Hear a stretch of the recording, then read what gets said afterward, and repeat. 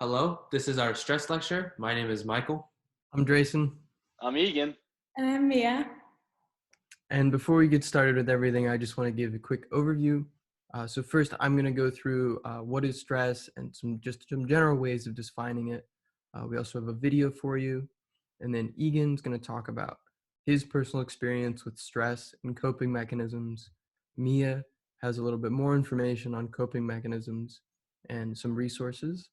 And then Michael's going to finish up. He has an activity he has planned for everyone.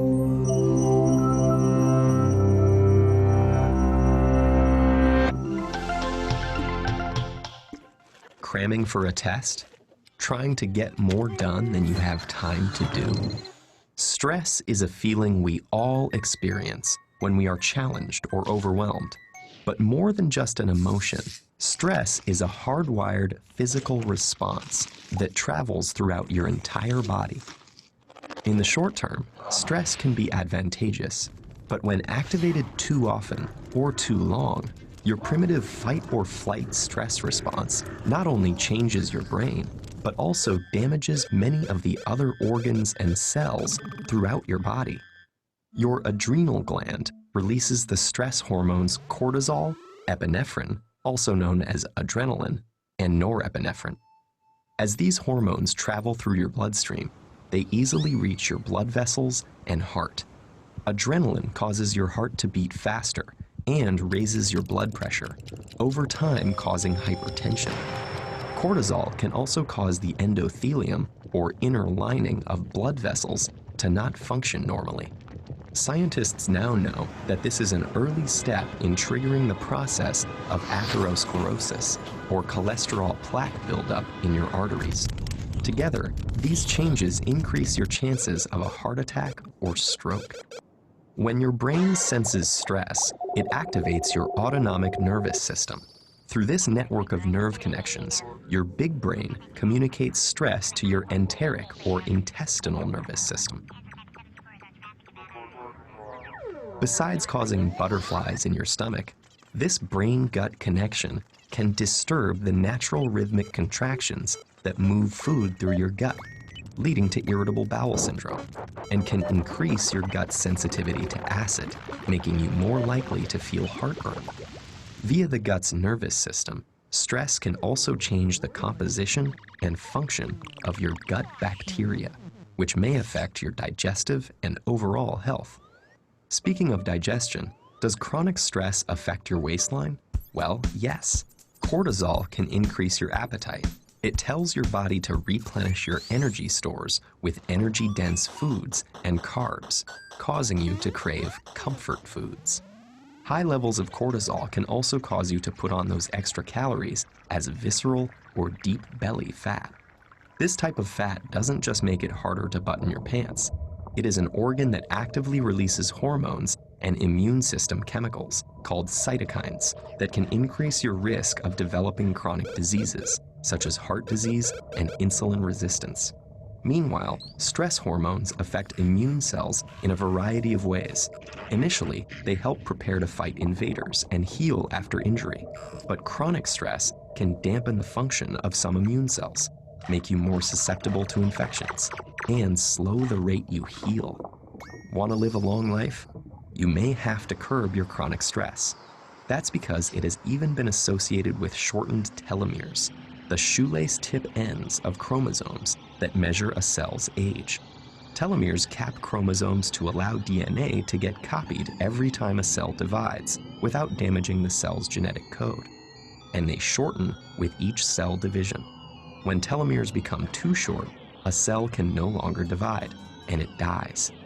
As if all that weren't enough, chronic stress has even more ways it can sabotage your health, including acne, hair loss, sexual dysfunction, headaches, muscle tension, difficulty concentrating, fatigue, and irritability. So, what does all this mean for you? Your life will always be filled with stressful situations, but what matters to your brain and entire body is how you respond to that stress. If you can view those situations as challenges you can control and master, rather than as threats that are insurmountable, you will perform better in the short run. and stay healthy in the long run. Wow. So there's a lot of information in that video. One of the things they talk about was stressors. And so we just define a stressor as anything that causes you stress. And there's two big categories that the video also mentioned, chronic versus acute. And so chronic stressors are those ones that occur over a long period of time, generally unmanaged long-term chronic stress can result in those bad side effects that you mentioned in the video. Chronic stressors are things like worrying about your grades over the long term, worrying about your job. All of these, they're generally bad. They're not comfortable things.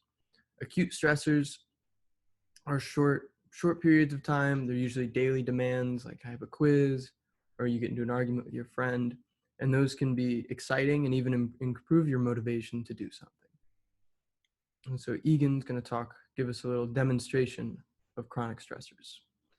Thanks, Drayson. So now I call this the clock activity. So what I want you guys to do is I'm going to ask you guys to remember a 5-digit number that I'm going to put on the screen for about 10 seconds. And then after those 10 seconds, I'm going to ask you to put your heads down and try to count out exactly 60 seconds. And please try to remember the number as best you can.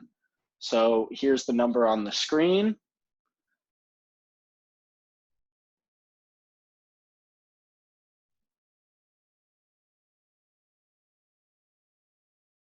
Now, please put your heads down and try to count out 60 seconds.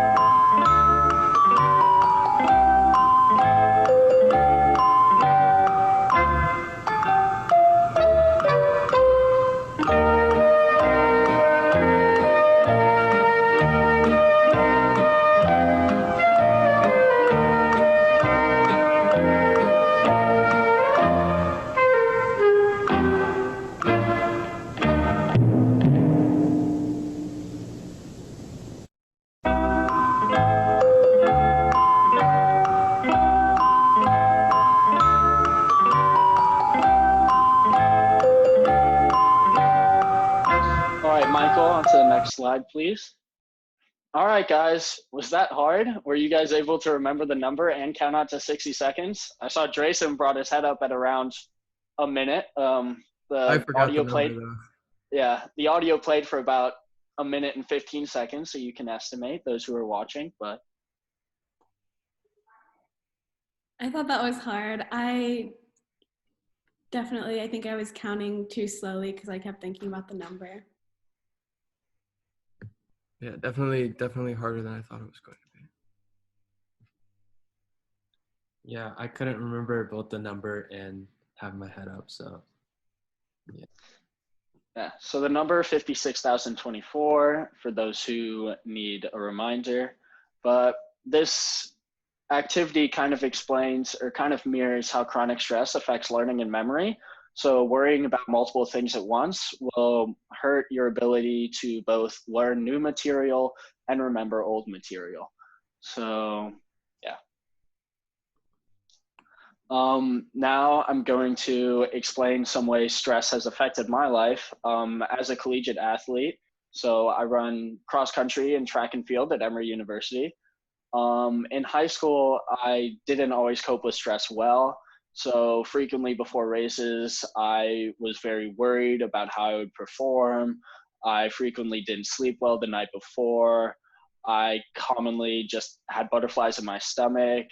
And it just took all the fun out of running. And so now I realize there are some coping mechanisms I can use to minimize that stress. And I've kind of changed my perspective on running to make it more enjoyable for myself.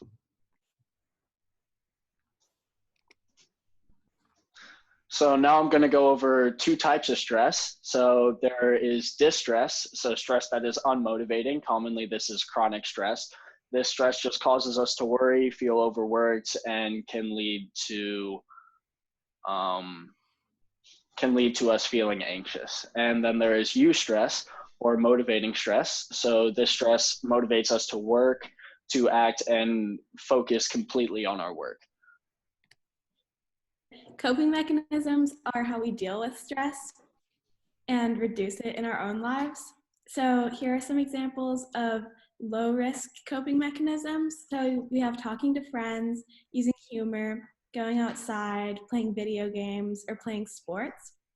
And then we also have some high-risk coping mechanisms like smoking, drinking, binge eating, physical harm, and staying up all night. And while we can't give you health advice because we're not professionals in the field, we do recommend the lower risk coping mechanisms just to protect your health and stay safe. So if you're having trouble finding a coping mechanism that works for you, some resources that we recommend are talking to friends, parents, teachers, and school guidance counselors, because they can all give you their recommendations and maybe tell you what has worked for them in the past or things that they've tried. So now I want to know, what are some of your coping mechanisms? So for me, the coping mechanisms that I like to use is play sports, so basketball or golf or things like that. And then also just hanging out with friends. I like to distract myself with reading. And then sometimes if I'm really feeling overwhelmed, what really makes me feel better is just honestly taking a nap. And I like running, especially for longer distances, and I like playing video games. That's awesome. Thanks, guys. So I hope that you guys can jot down on your piece of paper what some coping mechanisms that work for you are. So now back to Egan's story, and we'll see how he coped with his stress. So yeah, some ways that I've coped with my stress and just been able to perform better. I like to listen to music before races. So what I'll do is I'll listen to the same playlist every single time before races on race day, and this just helps me relax and stay calm. I like to visualize the races, visualize how I'm gonna feel while I'm racing, how I feel before races, and just overall, I've just changed my perspective on how I look at racing.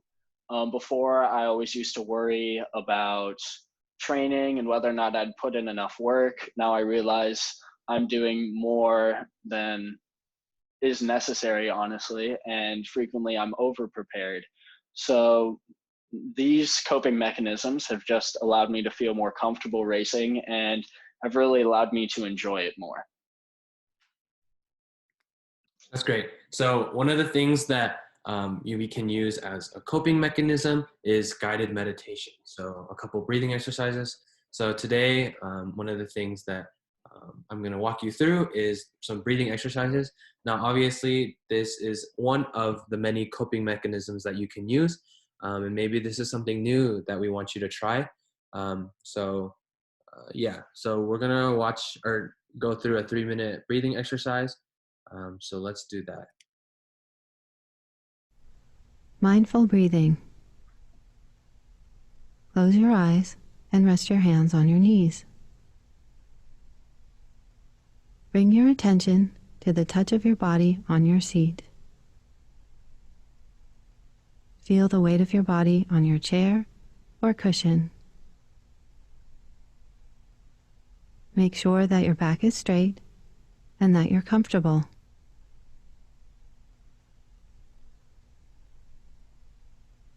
Take a few deep breaths. While you're breathing deeply, relax your shoulders, your stomach muscles, the muscles in your face, your hands, and your legs. Let go of all the tightness in your body.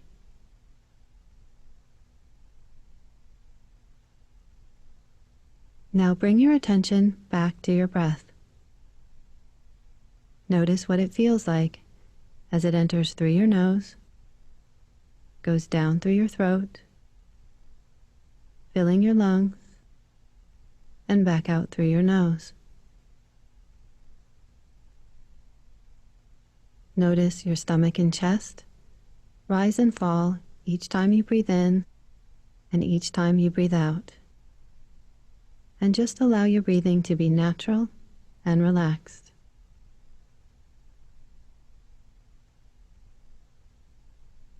Now bring your attention to the feeling of your breath in your nose. Feel your breath as it comes in and goes out. Just focus on this sensation, paying attention to each time you breathe in and each time you breathe out. As you inhale, maybe your breath feels cool. And as you exhale, maybe it feels a little warmer.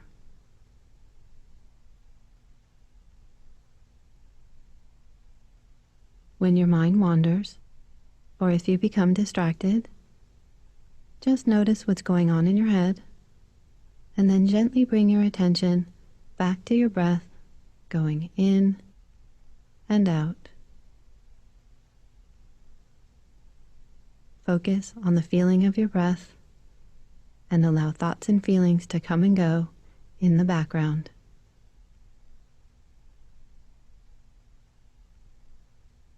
Now gently bring your attention back to the touch of your body on your seat and open your eyes. Yeah, so that was the end of the 3 minutes. We really hope that you got something out of it. Maybe you felt more calmer, things like that. We hope that you can maybe use this coping mechanism if you really enjoyed it.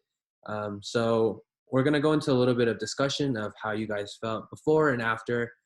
So while you guys are jotting down some things on your piece of paper, we're just going to have Egan, Drayson, and Mia kind of share what their before and after kind of feelings were.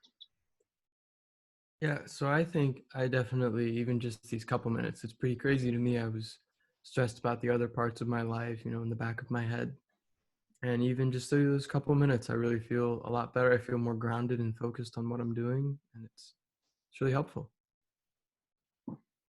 I was really surprised how quickly those 3 minutes actually went by. I feel that, my mind is constantly just moving from task to task. Just what do I need to do throughout the rest of the day? And that little meditation just helped me just focus on this one thing that I need to complete. Just look at tasks one at a time. Yeah, I feel more focused and less distracted. So now I have a lot just going through my mind before this. That's all great. Yeah, so meditation is very helpful. If you want to incorporate it into your lives, I highly recommend it, highly suggest it. It's something that is a low risk coping mechanism and is very beneficial for you. So if it works for you, great. If not, there are other coping mechanisms and one is not better than the other. So One of the most challenging things maybe to somebody who just is starting with meditating is it working? This doesn't work for me. This isn't a good coping mechanism because I don't feel anything, or I don't know what I'm supposed to feel. And it's really hard. It's hard for me. It still is hard for me.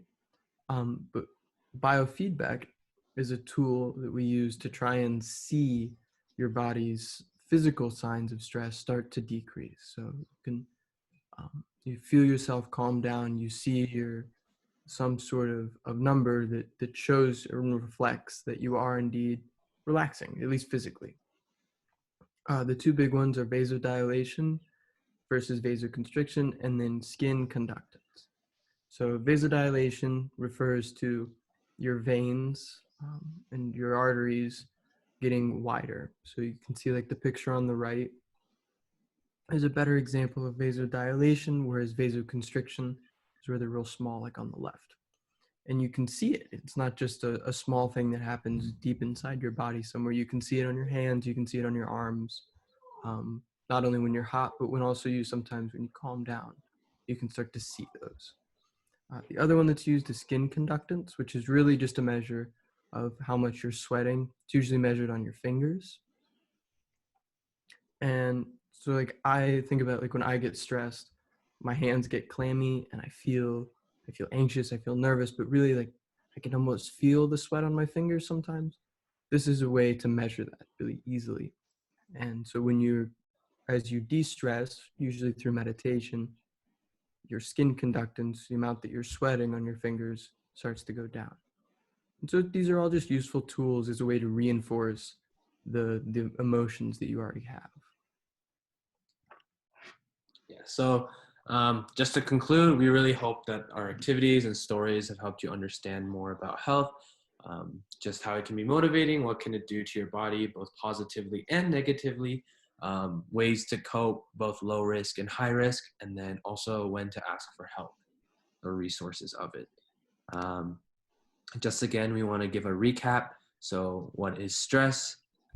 Types of stress. We went over stressors and coping mechanisms, some of the resources, and then just a short activity on breathing exercises that maybe you can start to incorporate in your day-to-day lives. So now we want to go over the key messages. So the things that we want you guys to take home. So take home message 1, stress can be good or bad for you. It can motivate you or keep you from reaching your goals. And then the second one, stress is both a mental and physical response, which can affect our immune system and lead to inflammation. And the key message 3, chronic stress can affect learning and memory. So we hope that you guys can take away all these 3 things. And thank you for listening to our lecture. Again, my name is Michael. I'm Drayson. Thank you guys so much. I'm Egan. Thanks, guys. I'm Mia.